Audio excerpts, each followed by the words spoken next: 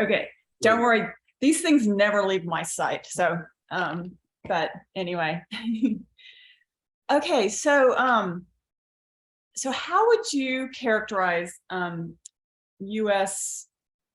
Production of oil and gas? You can take one or the other in any order you want. Well, I think that there's a little bit of a misconception that somehow companies are holding back on drilling and production. In our experience through the company I founded, is that the companies are gradually adding rigs and increasing drilling activity, but not in a erratic way. And you've seen that with production, in that we were about 11 million before the barrels per day before the pandemic, and now we're 12. So that's consistent with that view that they're sort of rationally, the companies, both private and public, are rationally increasing drilling without, excess. Mm-hmm. So this comment I saw, I don't know, 6 months ago, was sort of saying that the public firms, like Pioneer, and they're 5% at a 5% clip, just ballparking it, and then the privates were moving faster, is what was being said, 6 months ago. I mean, are you saying it's sort of changed, that everybody's kind of? No, I think that they're still in the lead because they're less capital constrained. Yeah. They're more interested in getting to a certain level of production where they might be able to sell themselves or go public. So there's a little more urgency. And also they're more focused on IRRs than earnings. So if you, particularly with shale wells, if you drill a shale well now, you can get 40% of your money back. And in fact, for a private equity firm, they might be able to return that to shareholders and get a carried interest on it. So they're pretty motivated when prices are high to do a lot of, particularly drilling, where you get a lot of your cash flow in the first year. Mm-hmm. This just leads to another question. Do you see, with this sort of, under investment, but then investment coming back on because of all these energy security issues that we're facing, and demand picking up and all that, so depending on where we're at, do you think that there's going to be more IPOs in the future with producers? I think that well, once the market becomes more stable, maybe later in the year after we get through September, October, definitely could be IPOs, because you don't need to now. Our views have always been that this notion that we were going to go to all renewables was ridiculous. Yeah. But now that's just kind of common knowledge. Yeah. And, Europe is burning coal versus, so they didn't want natural gas, but now they're burning coal instead. So yeah, my view has always been that for an environmentalist, you'd be very, very positive on natural gas, because it's only one carbon atom and 4 hydrogen atoms. It's really the only way to transport hydrogen. But so that was a unique view a year ago, but now that's kind of common knowledge. So that makes it easy environment in a better capital market. There's not a lot of IPOs happening right now, but in a better capital market, that's, I think, would be a pretty easy sell. Mm-hmm. What about your characterization of gas production? We just talked a little bit about oil, but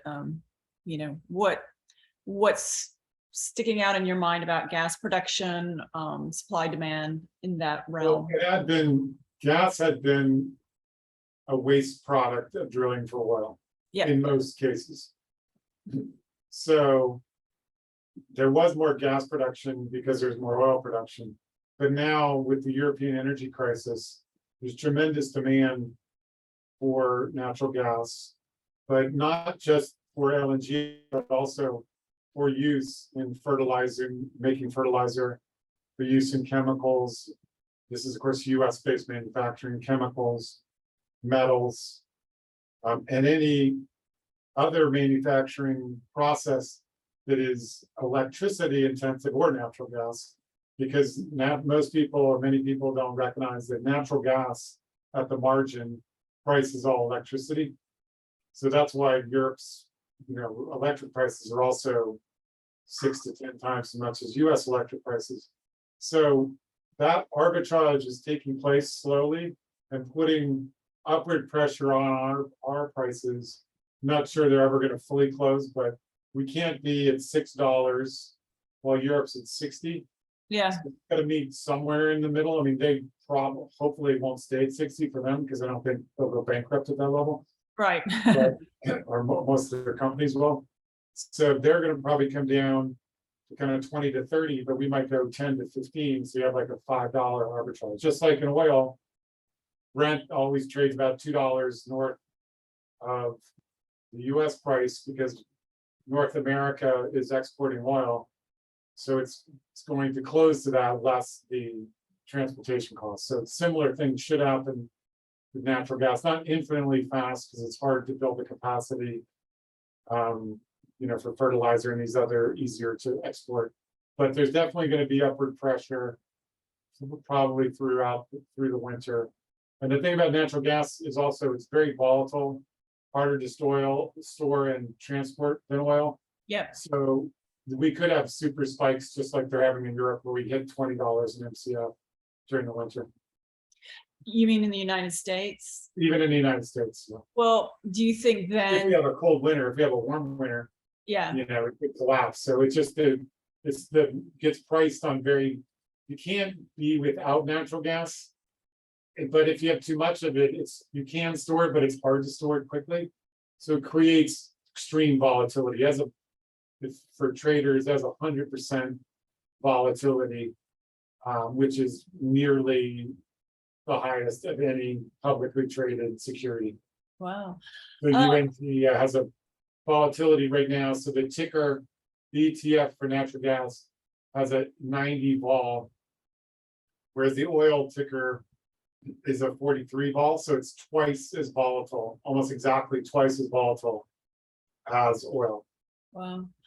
This differential we're talking about, like US gas at 6, Europe at 50, 60, whatever. Now, that's not transportation costs. That's all these other factors weighing into the market, including the invasion. I mean, this is like, it sounds to me like this is this invasion premium that they're paying, other factors. Yeah. That's now a factor, but just keep in mind that we had these same prices during the winter.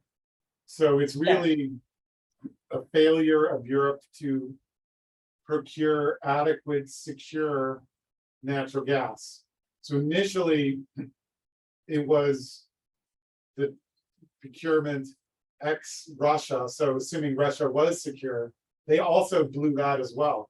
So their prices before the Ukraine war were, again, they're very volatile, but somewhere between 40 and 60. So and the UK shut down a 3 BCF storage facility because, we don't need it anymore because we're transitioning.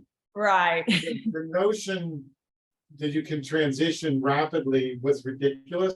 Didn't realize that. Yeah. So they call it the Green Deal, and it failed. Yes. And it absolutely failed. And it's a disaster because now they're burning more coal than they would otherwise. And the core of the disaster is the failure to procure sufficient, secure natural gas. Now, to your point, it's not fair to be like, you guys are idiots because you're relying on Russia for your natural gas. So that's 2020 hindsight. But they had blown it already, and this just made it way worse. Yeah.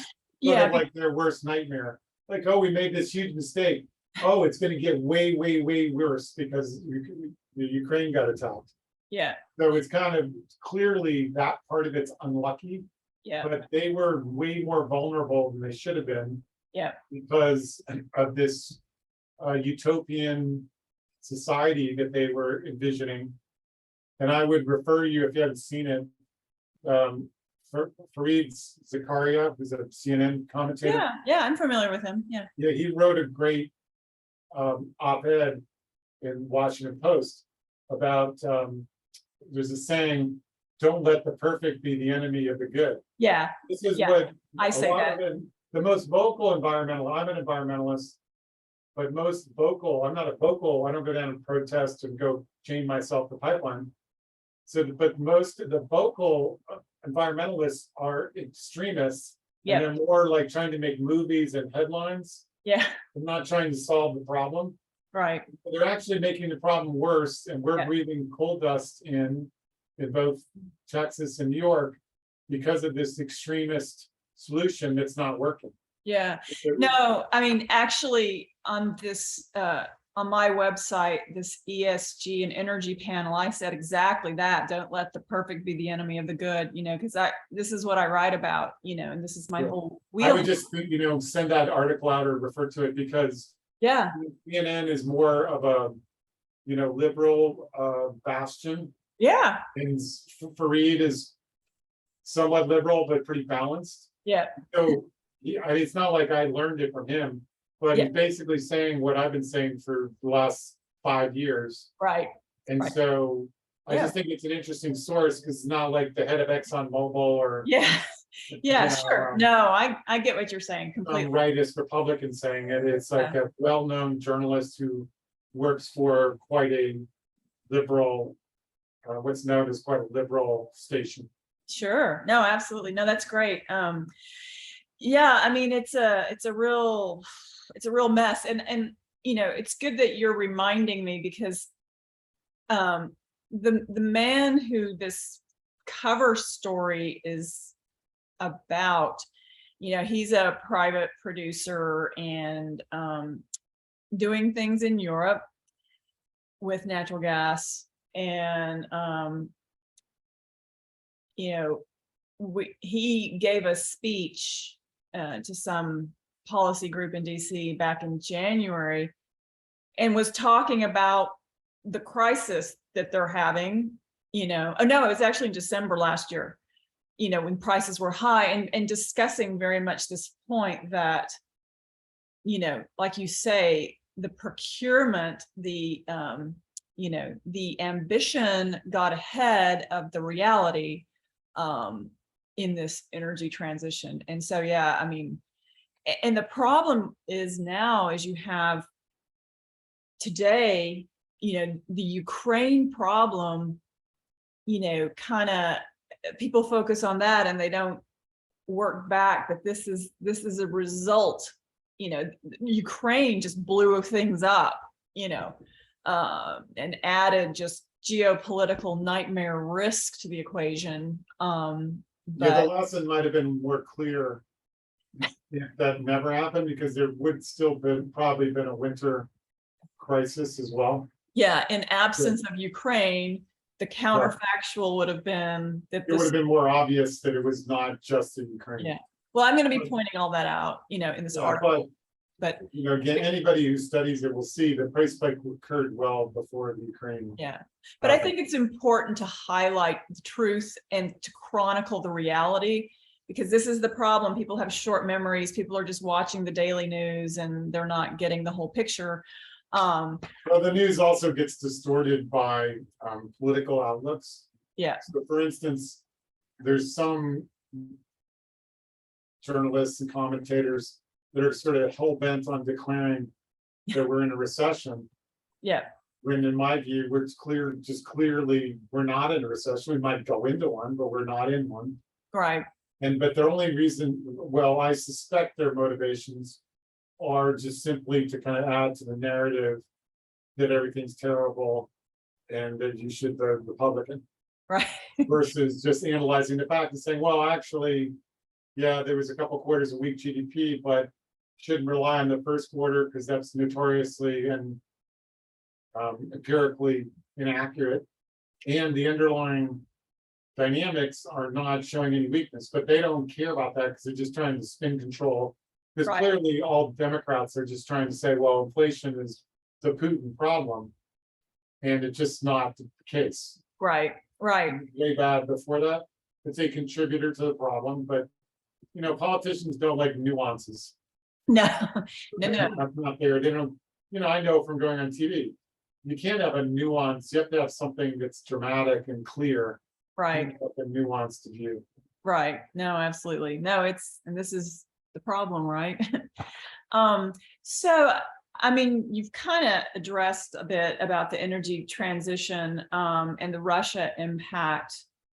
Um, how would you characterize like supply chain issues and timings, relative to underinvestment and, just these equations, because you're going to see things differently because you're in the midstream MLP space, where things are moving, you're moving the hydrocarbons as opposed to like a producer point of view, where that's all anyone can focus on is price, right? What's kind of what are you observing relative to the MLP space and, challenges, opportunities? I think in transportation, the supply side issues are limited. Of course, the price of steel was skyrocketing, but then that's come down. But there aren't a lot of new pipelines being built Right. because of regulatory constraints from the administration. So in terms of ongoing operations for pipelines, it's not significant. Labor's, a little bit hard to find, but still can be found. And I think so as you're implying, most of the constraints are on the drilling side. Is much more variable, and it kind of went to zero. Not exactly zero, but went very, down some ridiculous amount. And those rigs are laid down and all the employees laid off. So you can bring some of those back, but not necessarily all of those back. And so it's more on getting rigs and crews for drilling than it is for takeaway capacity. Okay. So do you see new opportunities for MLPs with the natural gas issues that we have that, Russia helped set off, with them Europe needing to diversify and, obviously there's, those firms that can export LNG or, talking it up. What are your thoughts on all that? Well, it's definitely a growth opportunity for the industry, but it's still there's been new FERC regulations put in by the administration to make it nearly impossible to build new natural gas pipelines. So the growth element is less important than just the monopoly that the pipelines have now, because it's de facto impossible to build a new pipeline. And of course, that may constrain LNG facilities. Seem to be more politically popular, but if the LNG facilities can't procure natural gas, then they may not be able to go forward. So Right. I think the regulatory environment is an overhang on a growth story. So MLPs are more, income, share repurchases, kind of value plays right now, and less growth. Because of both, lack of shareholder desire for growth, and then regulatory overhangs that, maybe get denied but still exist. Is there any of your top 5 MLPs that are actually going to benefit more from LNG export than others? Certainly Cheniere. And Energy Transfer has a big new facility they're bringing on. Yeah, like Charles. Correct. Yes, and then so those are the ones that come to mind. I'm sure everybody's working on projects, but I just think, like I said, the regulatory environment, notwithstanding political commentary to the contrary, is still problematic for getting approvals. Yeah. Wow. So there was another one. What is like some of the top issues or challenges that you see in terms of dynamics? Just like what's kind of coming to mind or of concern for you that with just how things are relative? I think that we're pretty constructive on the current, particularly US economy, because of energy, really. But the big overhang is not what the Fed's done already, but what they're going to do. So if the Fed makes a policy error and takes the US into a significant recession, that's not going to be good for energy. More likely cases, we have the very mild technical recession, the European energy crisis continues and energy will be robust. But there's always risk because the Fed has a terrible track record. They're terrible forecasters. So that's kind of the key overhang. Yeah. So, on a macro level, with what is happening in Europe, with Russia, just, the ripple effects economically, it seems to me that I noticed that like Volkswagen, they're, some months back, they're like, we're building a plant, we're building a facility in North America. We're not doing it in Europe. I wonder how long Europe is going to be drugged down with Russia. I mean, even if in 3 months Putin stops, like this, the knock-on effects. I mean, we think that Europe is headed into a recession because of the energy crisis. And the thing that most investors and environmentalists don't realize, and this is what's given rise to their the misconception that we could have all renewables fund all of our energy needs, is that energy moves. Changing your energy infrastructure is like 10, 20-year project. Yeah. The Green Deal was probably only called the Green Deal for 2 years. Yeah. But it's been been unfolding over the last 10 years. Right. Not necessarily for carbon purposes, but for instance, Germany decided to phase out all their nuclear reactors. Right.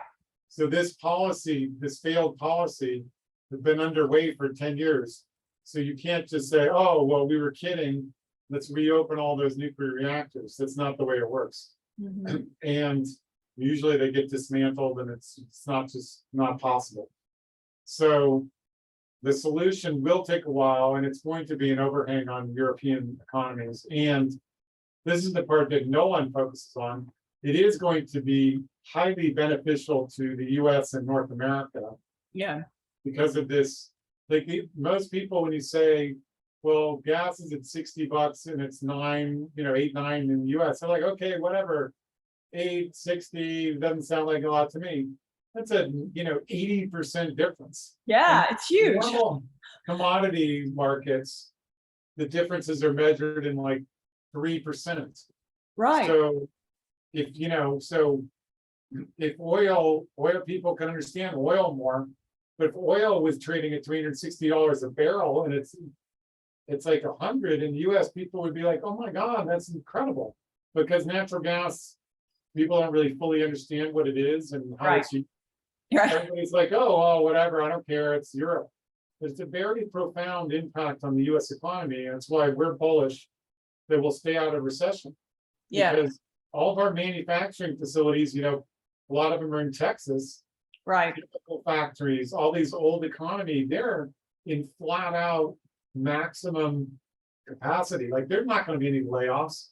In a normal recession, there would be layoffs in those kind of old economy sectors, and it's just not going to happen. Yeah, no, I know it's an interesting time. I intuitively and just some data I've thought, and this was after Russia did what it did. I was like, shoot, US is where it's at because we're all set up. We're set up with all these energy resources. There's, we started trying to do, have more facilities, manufacturing facilities. There's movement around the country, there's a lot of, movement and move of corporations to Texas. And, I've been watching this and, it's just, no, I know it's a really uncomfortable situation I find Europe in. Yes, but what the part that people, well, first of all, most Americans don't care about Europe. Right. Or focus on it, at least. Yeah. And then, but most domestic analysts and economists don't focus on the old economy. They're obsessed with technology and some of these other sectors. But yeah, it's going to be a source of strength for the US for the next 5 years. Oh yeah. I mean, we're like we've got our energy and industrial house in order, and that's just building, I don't know what all this new legislation they're talking about is going to do. I haven't gotten into the weeds about what they're proposing specifically, but it seems like I think politicians are waking up to the fact that, oh, we've got some tailwinds and we better capitalize on them. And each party's probably trying to do, what they can, but no, I'm super bullish and investing as such. But I was trying to think if there's anything else specific. No, I lived in London and I studied at LSE, and the degree I did was the first offering of what's called European studies, and it was about the integration of. This was back in 1988, and at that time there were only like, I don't know if it was like the EU 7 or 8 or whatever, the core, and obviously it's expanded to 26, 7, whatever it's at now. But so I've always kind of followed Europe, and if you're interested in anything global, you're gonna pay attention. So time horizons. Okay, so in the short term, we see Europe pain, US benefit. In the medium term, still still some Europe pain, growing pains perhaps, US benefit. Obviously in the long term, I can't say anything. But I mean, what are your thoughts on any of the opportunities or just? Well, I think that it's important to distinguish between the fuel sources. Yes. So coal, if we had a rational policy, which we definitely do not, if we just had a carbon taxes are worth mentioning, or cap and trade. Yeah. That is the solution to the carbon issue. Right. Everything else is mostly driven by politics and the desire for politicians to spend money, but not to have an efficient solution. Yeah. So if you had a carbon tax, what would basically immediately happen, or very short order, you would have an elimination of coal. Yeah. And so the elimination of coal within the last 30 or 40 years is so profound, or 20 at least, 20, 30 years. And in the US, at least, nuclear is going to continue to get shut down just because it's way too old and uneconomic to rebuild. So not coal, but natural gas, definitely, and oil a little bit less, has like 30, 40-year run rate. Not because we're not going to be improving our carbon footprint, but because that we have to get rid of all the coal, not just for carbon, but it's an abomination on humanity. Yeah. It's the mercury, the SOx, the NOx, the soot, the ash waste is just horrendous. Yeah. It's like it's very Dickensian to still have these coal plants, particularly in Texas. They have brown coal, like low BTU coal, which is even worse. Oh wow. So that means that this notion that we're not going to use hydrocarbons, again, non-coal hydrocarbons, is ridiculous. Yeah. No, and I'm wondering when the environmental activists will wake up to this fact that they're gonna have to shift their strategies, because it does not mirror anything to do with reality and necessity. Well, I mean, I think that it's not so much the environmentalists will give religion. It's that we're going to have a new set of politicians, because the ones who are in charge while this happened are probably going to get voted out. Yeah, yeah, Right. true. Yeah, And you don't need to really have any epiphany when Germany comes out and says, well, we're gonna burn a lot more coal because we didn't produce enough natural gas. You don't have to be a genius to figure out that maybe we should produce more natural gas. right, right. Well, and I was flagged about in Andalusia, there were some elections in Spain that had been socialist since the time of Franco, which I believe is in the 30s and 40s, or I don't even know when he. Well, he said, I know because I just got back from Spain. Oh, okay. He came in power 35, Yeah, 40, actually 39, and he lasted till like the mid 70s. right, forever. So Yeah. it had been socialist, and it turned just now. It turned to the, I can't remember, the Party Republic or Republica or something like that. Right. But it was a big surprise, and it was, yeah, because people's needs are not being met, and Yeah, so I mean, this is it's a survival issue because yeah, just imagine you got an electricity bill that was 10 times what it was the prior month. yeah, This becomes, so it's not a theoretical issue about the optimal path to reducing carbon. It's a yeah, survival issue. right. No, yeah. Are you going to have to eat less to pay your energy bill so you don't freeze, Right. Um, So in any case, the Yeah. yeah, so but this is no longer a secret. So I think that transformation is all well underway. yeah, yeah. You mean the political change Yeah, afoot? they're more practical approaches. Yeah, yeah. And less of the utopian vision that we all drive electric cars. Yeah, That's a wildly impractical solution. We should all drive hybrid electric cars. right, So right. that we don't have to spend, like, it doesn't make any sense to spend hundreds of billions on charger stations Yeah, when you can like have a small gas tank that also makes your safety way higher, so you don't freeze to death in Montana. right. So, and you can make it smaller, or have some other backup fuel. But this notion of this utopian all electric has also slowed down the transition because a lot of people can't tolerate that. They'll die. Yeah, You're in remote parts of the United States and you have an all electric, you run out of electricity, you're going to be in serious trouble. yeah. Oh, well, and not to mention all the mining and minerals effects and the supply chain Sure. issues globally. I mean, Yeah, well, it's not physically possible yeah, because of the fact that we would have to, if every car was I mean, obviously it could change the materials.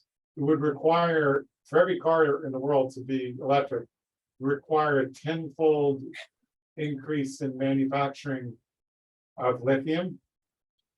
And that sounds easy. Okay, just 10-fold, but that's 100%, and then another 100, and then it's like 100% times 10. So it's mhm, not possible. So that it's not even physically possible to have all electric everywhere. So it's just another vision that just isn't going to work. yeah, not holistically. But I don't know if you saw the problem, though we have, and part of it's in the media, and I follow all this, is that the energy transition sells, right? Everybody wants to market to it. Everybody wants to create a fund surrounding ESG. Publicly traded oil and gas firms are having to, kiss the ESG ring. Right. That's got to get. Yeah, And no, it's all nonsense.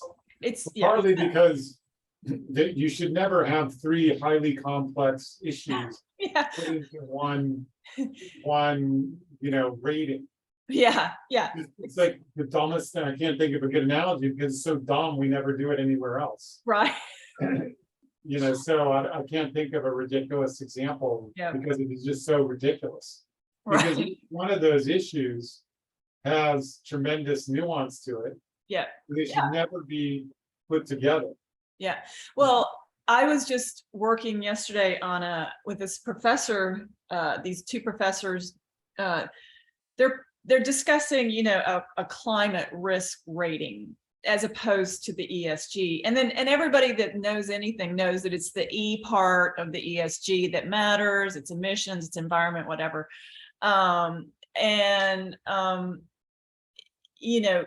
There's that. But even then, trying to measure all that, I mean, it's a totally the climate science, just the sectors issues, that all of it, it's just a lot. It would be very difficult, to get an objective measure that. Well, and ironically, what the real disclosure should be about is not the risk of climate change, Right. but the risk of an energy crisis because we're pursuing climate change. Yeah, very good. I don't think that's going to be a very popular comment, but Yeah.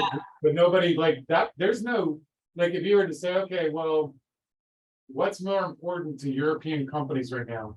Working for 4 million years on their ESG disclosure and their climate risk disclosure, or commenting on the risks of natural gas being 80% higher in Europe than it is in the United States? I would say clearly, because there's going to be companies that go bankrupt.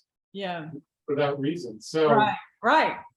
There, it's happening, right? You've got bailouts in Europe happening in Germany. So right.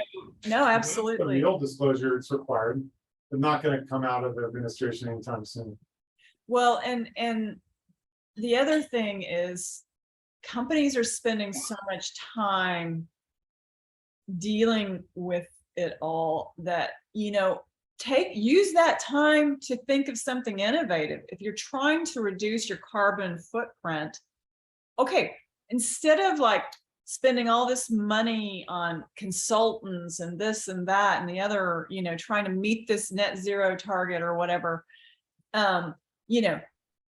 go see what patents you can dust off, or do something else, do something practical to solve the problem, be a problem solver.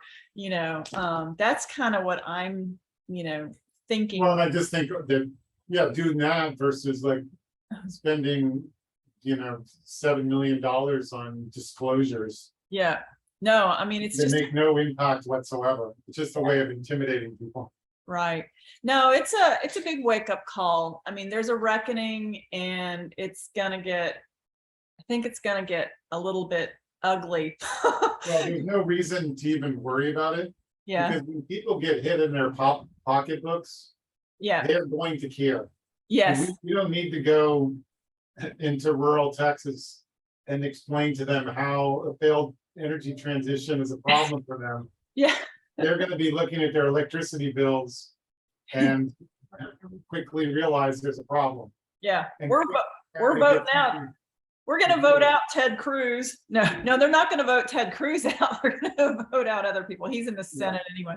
But yeah, so that's why I don't worry about it. It's like, Europe is going to figure this out when they're, bailing out all their utilities, etc. They don't need any speeches from the United States about their mistakes. They're living them. Yeah. No, it's just, yeah.